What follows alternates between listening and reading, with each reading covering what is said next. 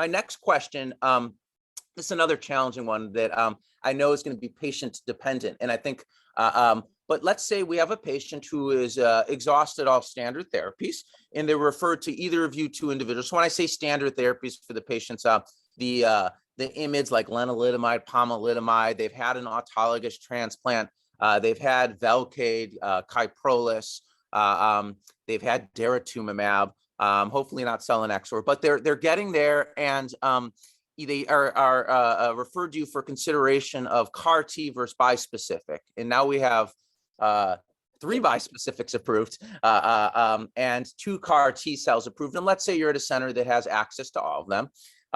And the patient wants to do what you think's best. And how do you have this conversation with patients comparing the pros and cons of these 2 different therapies?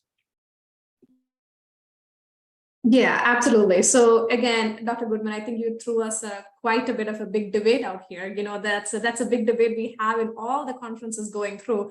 But it's very rightly said. It's now we have data from these 5 products that are available, either 2 CAR Ts and 3 bispecifics. So overall, often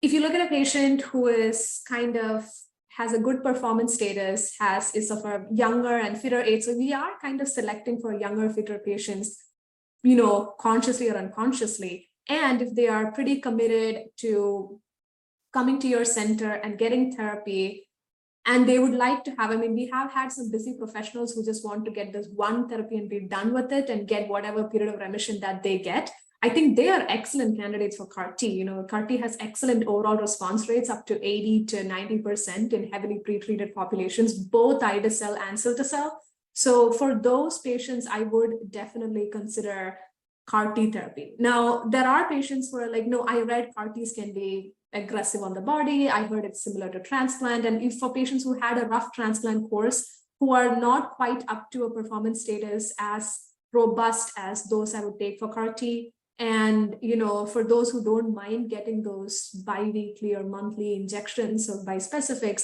I think those are patients like a somewhat more older and more frail patients.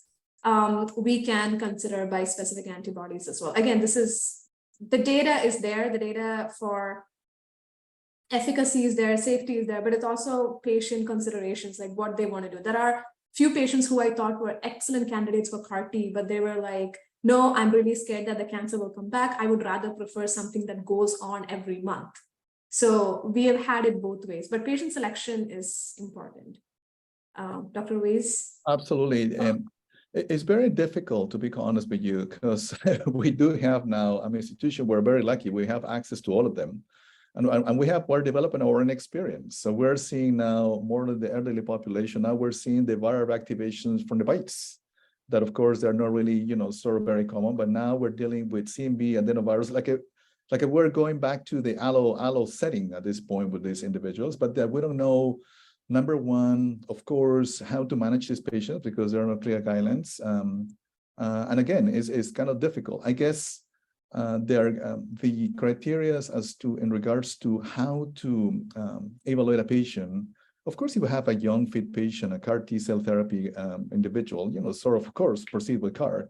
But as Dr. Taniga said, the problem is that they want a pill, want an injection, and they're going to feel really happy. I don't want to go to the CAR T. As basically they say, when you just mentioned about CRS and ICANS, they go like, no, it's not going to be a no. I'm not going to do it. I don't want to be in the ICU. I don't want to have this kind of problem. So very difficult. And then now with the recent literature as to how to sequence now CAR Ts versus bites is even more of a headache, because despite the fact that we have 5 different approaches now, we need to be very careful in what we do.